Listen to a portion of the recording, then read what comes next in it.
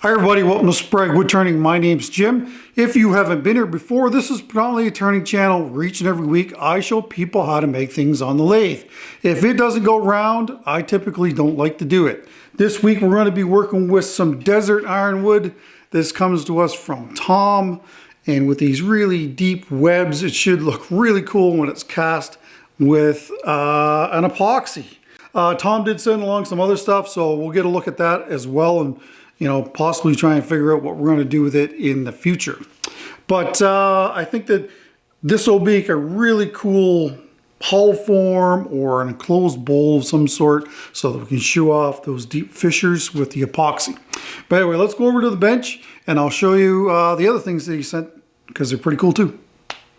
So besides the ironwood, this was also in there. Now they seem too light to be ironwood. Could be wrong. Maybe Tom will sort me out on that. Australian tea wood. Very pretty looking stuff. Saturated in epoxy. That's all right. We'll be able to figure out something with this. Maybe this is tea wood. I don't know. Looks to be a different color. I did nip a little bit off the end here, and it does resemble ironwood for sure. Regardless, we'll figure out something to do with that. And Kentucky coffee wood. Again, another thing that I've never worked with. It looks almost like cherry. Bark is very similar to cherry, but it's browner than cherry is. So anyway, we'll have to figure out exactly what we're going to do with these pieces. But thanks again, Tom. You're an awesome fella. We're definitely going to do something with this today. And I debated on adding these smaller branches with it in the casting, but I think that it's probably best to cast it alone. And we'll try and incorporate these into something else down the road. But anyway, thanks again, Tom. Anyway, let's get this ready for the bucket and figure out what we're going to use for an epoxy. So after that very confusing opening, welcome to the video. Yes, this is in fact Australian tea wood. Initially when I was talking to Tom, I thought he said he was going to send me some desert ironwood. So I kind of had that in my brain, and I seen the piece that was marked tea wood. But so I immediately thought that the other piece wasn't. So anyway, I sent him a message, and sure enough, it is in fact tea wood. Anyway, it's new to me, and I really, really like these pieces that have the really deep fissures in them. They really make great casting. So if you have a wood that's available to you that looks something like this, combined with epoxy, they look absolutely fantastic. Anyway, once we get this cleaned up with the brass coated brush, we'll be able to figure out what we're going to do casting wise with this. Alright, so here's our bucket. Now it's only hitting in a couple spots here at the bottom. I want to actually mark those so I know where to put the glue, because I want to glue this down and not put a weight on it, because I want the upper part of this as it stands now to be predominantly resin, and then of course as we cut it away we'll expose a lot of this natural edge, which is one of the things that I really like. If you've been around for a while, you'll know that. So there, I'll just mark them 2 spots so I know where to put the glue. I'll probably glue it around the edges too. So this is high temperature hot melt glue, and again, no wax, no mold release. Last thing I want is for this glue to fail and then have the casting float when it goes into the pressure pot or in the vacuum chamber. I forgot to tilt my bandsaw, so the casting is straight up, but of course every bucket has a taper on it, so if you don't tilt your bandsaw bed, then you're going to have a gap like I've got around this here. So I'm just trying to bridge that. It's good there, starting to become good there. I think one more time here, and this should be relatively safe not to float. This week we're going to be using deep casting epoxy from Designer Epoxy. We've got quite a deep pour here, so if we don't want any thermal cracking, then a deep casting epoxy like Designer Epoxy's Deep Cast is an awesome choice. I'll use some magenta, and for some bling, we'll throw some Crystal Ice White in here. One thing we have to be very careful with this is that it doesn't turn this too pink. So I'll probably be mixing this quite strong, and then probably just a spoonful of that. And hopefully that'll be good. Now you may be asking yourself, why are we going with magenta this week? And initially when I looked up desert ironwood, I was going to match the flowers of the desert ironwood tree with the epoxy. That's what I was going for. But of course I later found out that it's tea wood, so regardless, I think it's a really nice color. Here's your first 1.5 liters, and that's about 48 ounces in standard. Oh yeah, liking that. It will definitely take another one for sure. I'll bring it back when that's ready. Here's another 1.5 liters.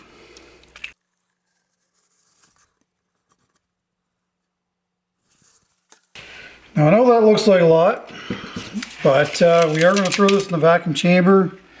That's sitting at about 5.5 inches now.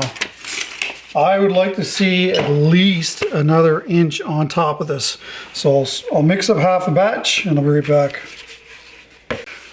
So here's 3/4 liter or 24 ounces. I tried to mix it up the same strength. It really doesn't matter because this is going to go into the vacuum chamber and it's going to get all stirred up and mixed anyway. So speaking of that, vacuum chamber coming up next. Okay, got the shop lights off. Unfortunately, we're going to have that or else we're not going to be able to see anything. Let's see how we do here. I'll probably only do this for about a half hour. I don't think it needs any more than that. So this was a fairly solid piece of wood, and I probably could have got away with not doing this, but you know, I always like to err on the side of caution when it comes to these things. If you have the resources available to you, it's in your best interest to do this if you have a vacuum chamber. And of course, combined with the pressure pot, the two of them are going to give you a superior casting over just casting something on the bench. Okay, well anyway, that is full vacuum, and I'm just going to keep doing this like I said earlier for probably about another half hour or so, and I will bring you back when we're ready to go in the pressure pot.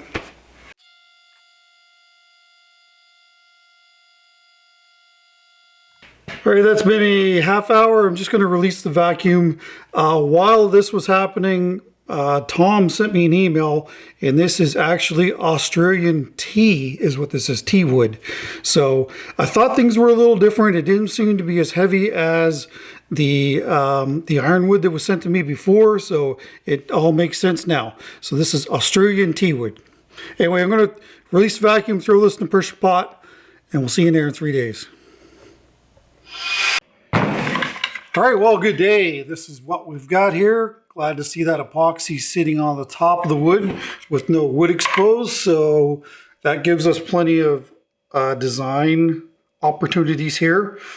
It is actually something like 10 days after the pour. My wife and I weren't around for a week. So this should be fully cured and ready to go.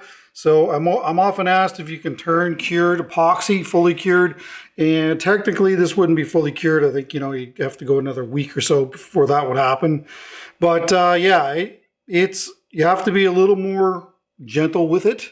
You can't be as aggressive with it, or else you're going to get lots of shattering. But it is definitely turnable.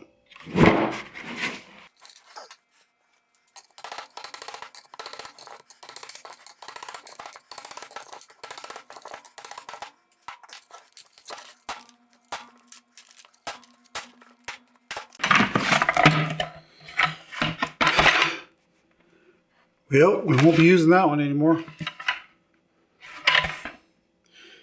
Oh well. Well, it looks good and solid. Don't see any thermal cracks. Shouldn't be with something that's only, what do we got here? Well, 5.5 we'll say. Probably started at 6.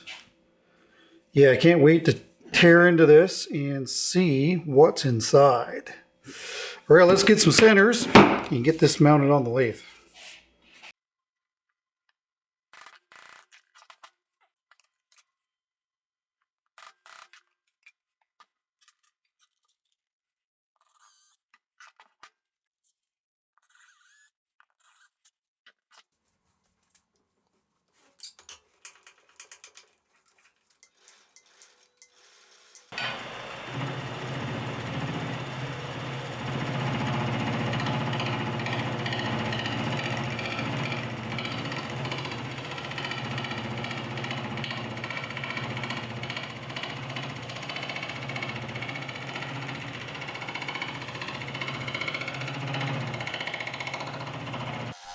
As you just seen, we're going to start off here at 750. I really, ideally when I first start off turning these pieces, 750 is a good RPM to start these at. And of course, we're going to use the number 3 Hercules from Hunter Tool Systems. So again, as it always is, we'll strip off the excess epoxy, have a look at what we're dealing with, see if there's any flaws that need to be repaired, and then we can make a call as to what we're going to do with this piece. Now, right from the get-go, I had hollow form in my head, and that's of course what this eventually becomes. And just with those really deep webs, I thought that it would be a really cool look, so that's why I went in that direction. Closed-in bowl would have been nice as well. One of the questions that I get asked a lot is, what do you do with a hollow form? And really, a hollow form is an art piece. It's not really meant to have any other function other than sitting pretty on a table. Like really, that's what it is. You can put dried flowers in the opening, which a lot of people do. But it's purely a decorative form that's not meant for function. It's just meant to be a beautiful object that's sitting there and waiting to be admired.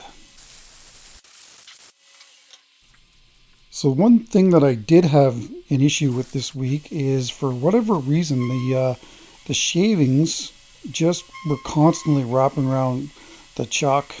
Anything that's rotating, it was wrapping around. And part of the reason for that is because there's no wood incorporated in the top of this, so that makes it really difficult to work with. Just using the parting tool here, I'm going to cut in a dovetail joint so that we can stick this in the chuck. That way I can get a glue block on the bottom. But very irritating to work with, for sure. With those, the wood pieces incorporated with the epoxy break apart, and you're able to blow them off of whatever is rotating on the lathe, your chuck or whatever. But when they're solid epoxy shavings, they tend to really wrap around things and be a real pain. But it's just one of the sacrifices you make to work with this epoxy. And I mean, looking at that tree, what else would you do with it? Like, it's too thin to really do anything safely with, especially on a lathe. So that's a pretty neat look, and I'm very happy with the way that looks. And as you can see, no thermal cracking either.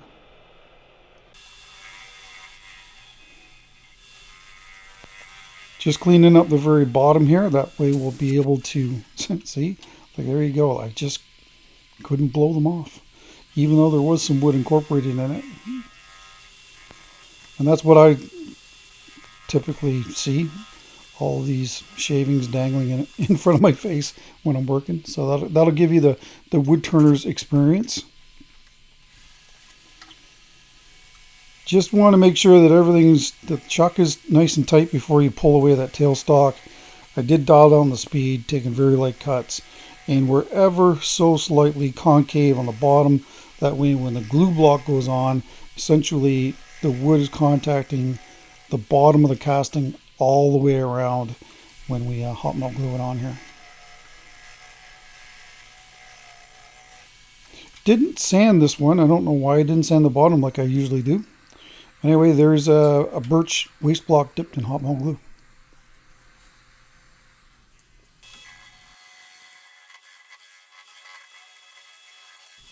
So when it comes to your waste blocks, I always use hardwood. I never use softwood waste blocks. They just can't take the abuse that, you know, a hardwood waste block can take.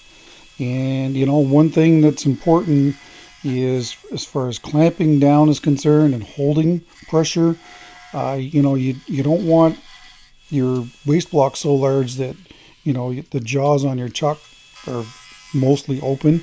You in fact want them mostly closed, and that will give you some really good grip strength on that block. And if it's softwood, you'll just probably end up crushing it too much or destroying it. So that's why I like to use, and birch it's hard, but it's soft, and it's enough that the jaws can really bite into it. But it'll also, it's strong enough that it's not going to fall apart when you've got a big heavy casting on it like this is. So we're just going to clean up the top and the bottom of this just so that we can see what flaws there may be, and then we'll have a quick chat about it.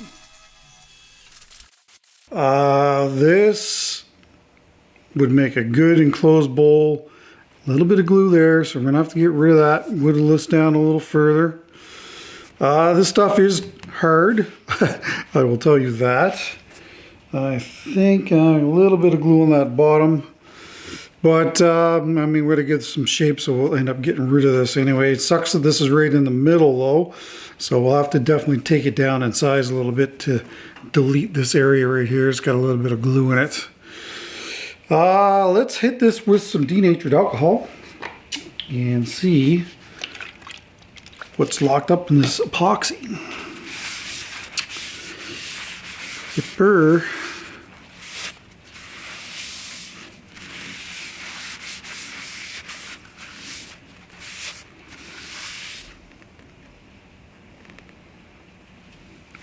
That's some pretty stuff right there. With the dark wood, I realize it looks light, but as soon as you put a finish on it, it is going to turn dark.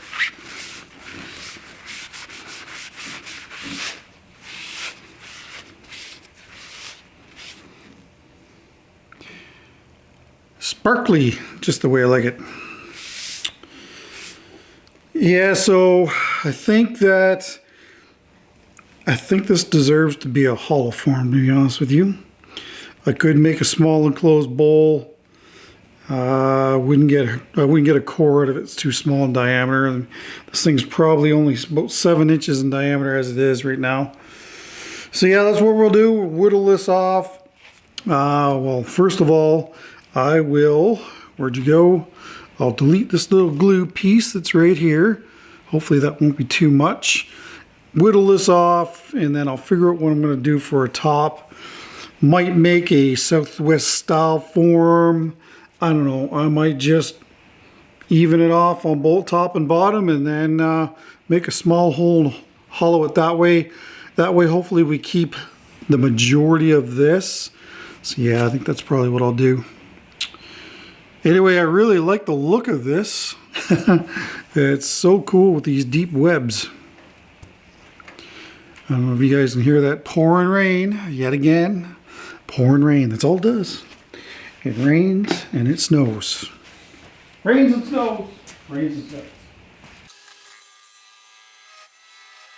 So as you watch me take this down, I'll give you a shop update as to where we are. As of yesterday, the last coat of white was put onto the walls and the ceiling. So the structure itself is fully painted, except for one accent wall. We've decided to do a gray color on the wall where all the doors are, just to change it up a little bit in there.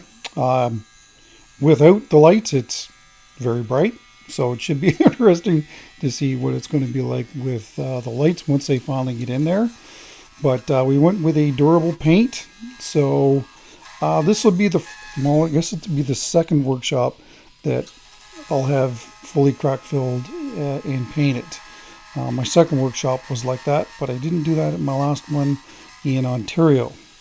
But anyway, so far things look good.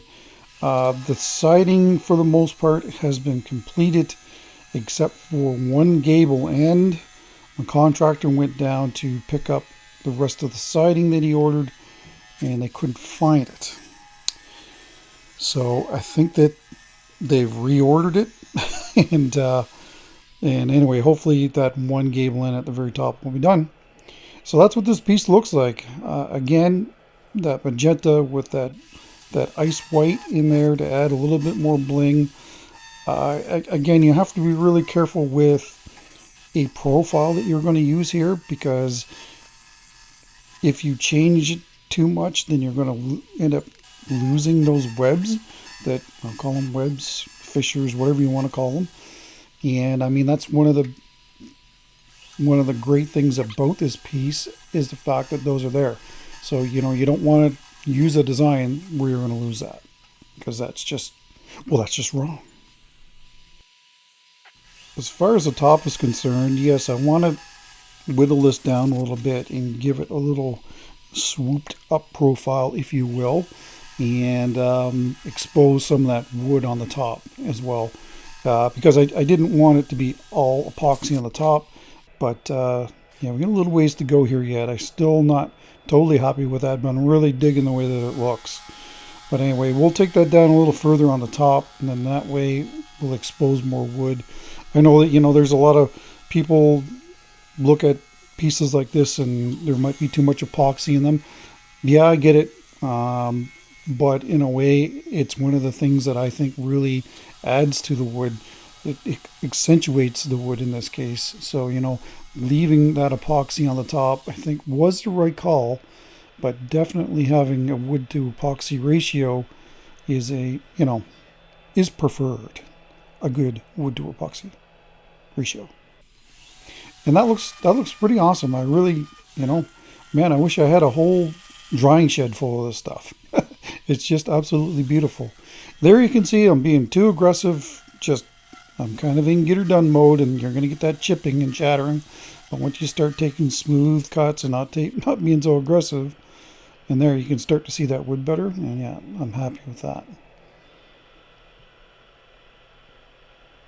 I am known to be at times a heavy-handed turner, and yeah, sometimes get her done mode is not all that great. So I thought that I'm going to use the small Hercules here, the number 1 and number 3, and there's the size comparison. I know that some people have been wanting to see that, and that small little Hercules is good for that work under the collars, but there is quite a difference in size between the number 1 Hercules and the number 3 Hercules from Hunter Tool Systems. And again, there is a link in the description to get 10% off your next order when you use code INLAYGEM at checkout. So we're just going to do a final little trimming. For the most part, I'm relatively happy with the way the profile looks on this. Again, we're going to fine-tune this just a little bit afterwards, but for the most part, this is the shape that I'm going to be going with. And I really, really like the look of that wood going across the top. It's almost like fingers. As far as drilling this is concerned, it wasn't super hard, but you can definitely tell that, the drill bit, the Forstner bit was putting up a fight.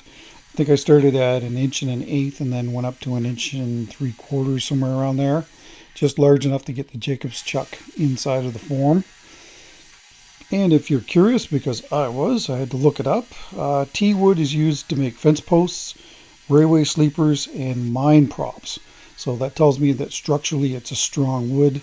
But they also use it to make furniture, flooring, as well as veneers and turning blanks, which of course is right up our alley because that's what we like to do, turn. We're all set up and ready for hollowing. I have my steady wrist in place that my son made me. Unfortunately, I do not have, this is not commercially available. I just kind of drew a sketch out of my head and he took it from there. So there's some people have been asking about it, but unfortunately I don't have any plans for that. And of course we're going to be using the 3/16 inch retrofit tool from Hunter Tool Systems. Link in the description down below. And this is the one-way captive system from oneway.ca. If you've been around for a while, you certainly know that I use this a lot. It is my go-to hollowing system. I did modify the laser because the laser that comes with this system is not good. So I've switched it over to a Pew Pew one, and there hasn't been any issues with that. Quite a simple modification. Just had to drill this out a little bit more than it was, and just use a set screw there to hold it in place. Just the one screw will do. All right, let's fire up the lathe here and get our personal protection equipment on and hollow this piece out. We're going to start off here with the 1-inch boring bar that comes with this system. I typically, I don't do my hollow forms maybe the same way that a lot of people do. Normally, when you're working on a hollow form, you'd work at the very top, the opening of the piece, and then work your way down. But I find that it's best to just use a straight boring bar and just to hollow out the cavity so you don't have to shut the lathe off so often to clear the shavings. And it is important that you don't allow the shavings to build up inside of these forms, because what can happen is it will actually pick the tool up and slam it down on the tool rest. And if your finger happens to be in the wrong location when that happens, well, let's just say that you're probably never going to let the shavings build up inside of one of these forms again. So it's important to remove those shavings. But, you know, for me, I like to open up as much space as I can with that large boring bar before switching to other bars that I have in my inventory. Speaking of that, this is the double bent bar that goes on the system. And you can see that the retrofit tool does fit on that. And it does fit on the bent bar as well. It doesn't, you know, there's not a lot of space there to hold it, but it does work, and it does work. I've never really had an issue with it coming loose as long as you lock things down nicely. But if you don't, then of course things are going to move around. Now, I try to give you guys a number of different views while doing this so you can see body position and what I'm doing here. I'm also going to show how I adjust the laser, because I know a lot of people are kind of curious about that as well. But it's quite simple. There is a micro adjustment that you can do at the very end. But for the most part, this is how I adjust the laser. Just sticking my finger down there and guesstimating as to what the gap is.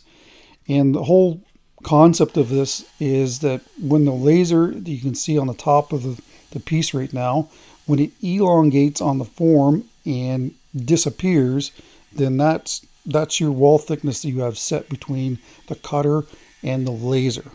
I know that there's been a number of questions about that, but that's essentially how it works.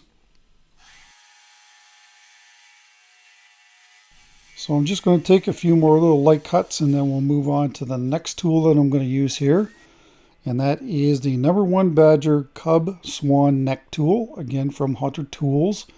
And the great thing about this tool is I find when you're using the captive systems up near the very top on these flat pieces, I don't know, I find it very hard to get a nice smooth cut going across the top. So, and I think that's because you're using the captive system, where if you're holding the tool in your hand, you can feel those little coves and beads that may be sticking up on the inside of that to knock them down. So, you know, I don't use this tool enough. It was actually just sent to me by Mike not too long ago.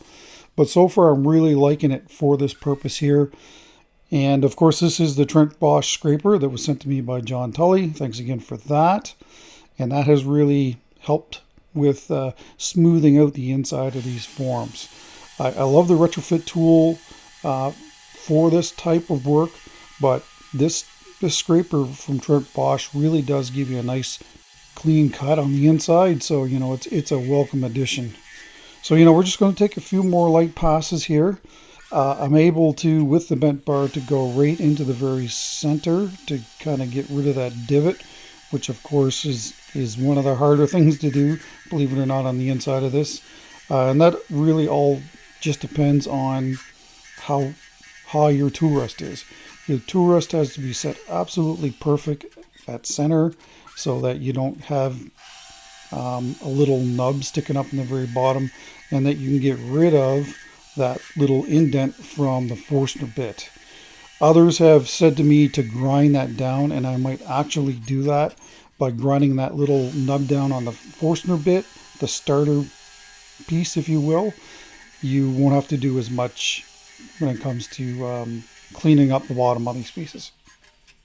Right, I never showed you what it looked like inside before we used the Trent Bosch scraper. That's what we're looking at now. One little area down there that's just, doesn't matter what I do, it's very, very hard to get any of the tear out. Right there, that area right there. I don't know, the tool just really wants to bounce in that area, so I'm not getting a good clean cut. But you know, otherwise, it looks pretty darn nice. Very happy with it. Right, so we're just going to do a little bit of trimming on the outside. I'm not going to bother with sanding on the inside. I can't get my sanding pad through here anyway. And we'll trim up the outside, get it, sand it, and we'll get the epoxy coat on. We're going to do that this week. So after taking the steady rest away, you can see some noticeable movement in the piece. Again, I think that's just wood tension finally being released by the wood. When this initially went on the lathe, it was running nice and true. I did let it sit overnight. I did the outside profile, drilled out the center, and I put the steady rest in, drilled out the center, and then left the hollowing and what you see here now, the finishing, for the next day. So, you know, in that meantime, things have moved slightly. It's not a big deal. I've got lots of thickness there to clean that up to make sure that everything's running nice and true before we do any finishing. So, you know, again, this is another reason to, if you go a little too thin on your pieces, well, you could be in trouble if you encounter something like this. And, you know, for the most part, when you're working with big solid pieces of wood like this, they will move. And you know, this was dry. I did pin test it, so that wasn't really the issue. But, you know, I think it's just the fact that woods that kind of grow maybe in stressful conditions like this have that kind of bent up tension in them. And then, of course, when you work the wood, it gets released. And that results in slight movement. In this case, not a big deal.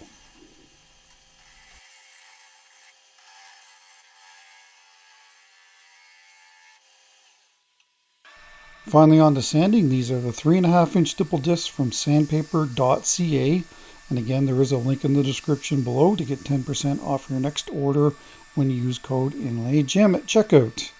So I'll briefly talk about last week's project. I should mention that this is being sanded from 60 to 180.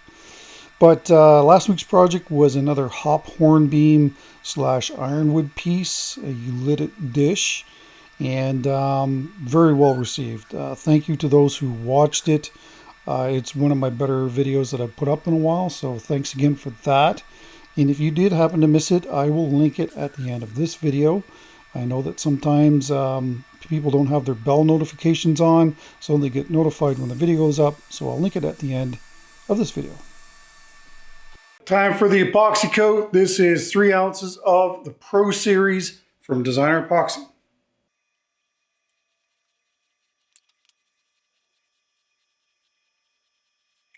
There, I'll leave it upside down for about 10 minutes and then I'll bring it back and we'll do the outside. I remember to dial the speed back this week.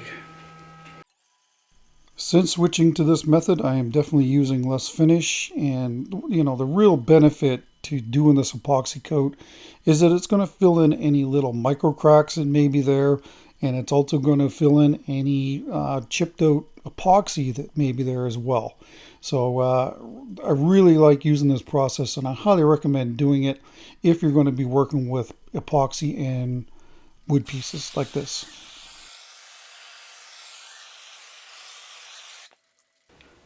Yeah. Deep webs, magenta. Oh, the extra ice white that we put in there. I think it's been a while now. Yeah, just absolutely love these pieces with the deep webs like that. And that's a cool effect as well on the top. I know some people are probably going to say that there's not enough wood to epoxy ratio here, but I really like that effect of it going across the top here.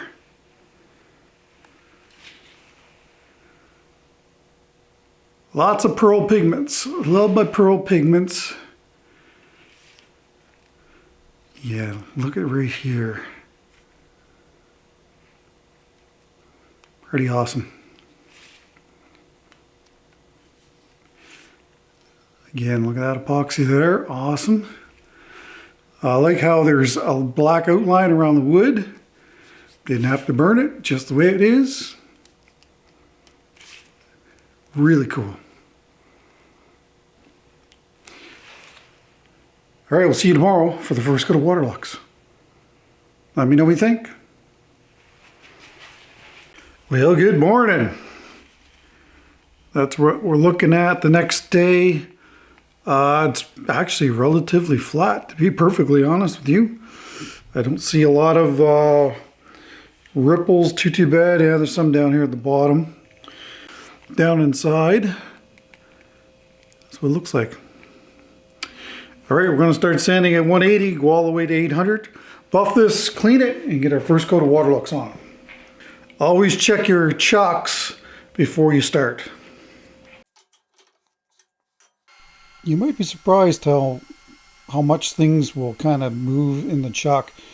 Keep in mind, everything is clamped down, so of course that wood is going to kind of relax a little bit, and then you can have it kind of a little looser in the chuck than maybe you want to. Anyway, after sanding to 800, we're going to use a Triple E buffing compound. Again, that's Triple E as in the city of Triple E from the Beal buffing system. Clean it with some denatured alcohol and get our first coat of Waterlux on. All right, this is your first coat of Waterlux Gloss Original. Still a few people wondering what I'm using to apply these finishes with, and they're just lint-free cotton rags. And if you've got some old t-shirts that are laying around, they probably make the best rags to apply finishes with. All right, first coat of Waterlux Gloss. Yep, covered very nicely. Should only take two coats. It's not absorbing it at all. Oh man, that's some beautiful wood. I wish I had more of it, and I wish it grew here.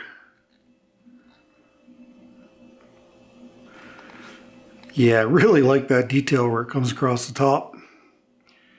And you see how nice and flat, if you look up top here, how shiny that is. Yeah, very happy with that. All right, we'll see you tomorrow for the second coat.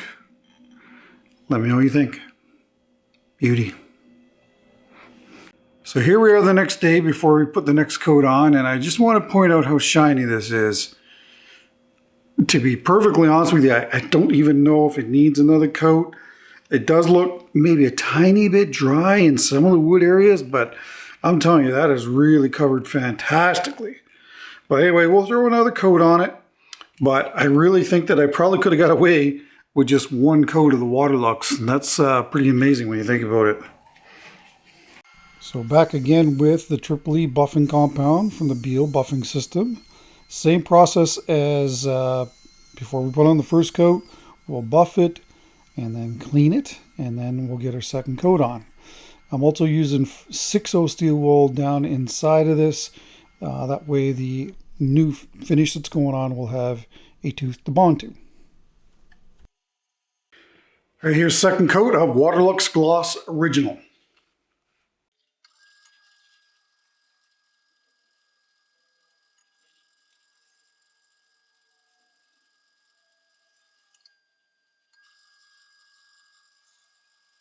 All right, there's the second coat.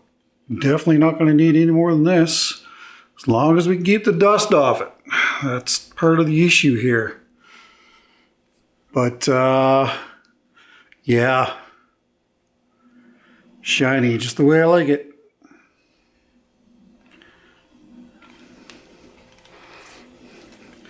Really cool wood to work with.